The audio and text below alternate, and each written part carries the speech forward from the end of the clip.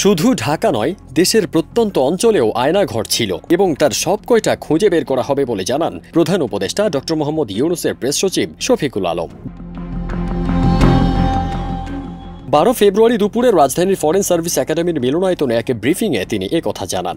শফিকুল আলম বলেন, বাংলাদেশে যত আয়নাঘর আছে সব খুঁজে বের করা হবে। এটা ঢাকার মধ্যে সীমাবদ্ধ ছিল না, প্রত্যন্ত অঞ্চলেও ছিল এই আয়নাঘর।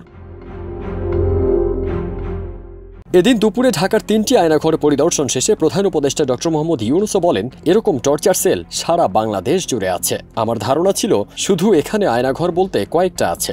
এখন শুনতেছি আয়নাঘরের বিভিন্ন ভার্সন সারা দেশ জুড়ে আছে। কেউ বলে 700, কেউ বলে 800। সে সংখ্যাটা এখনও নিরূপণ করা যায়নি। কিছু জানা আছে, কিছু অজানা আছে।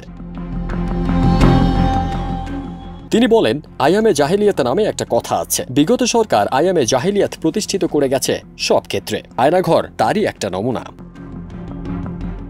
ফারদিন সানি, দেশ রূপান্তর।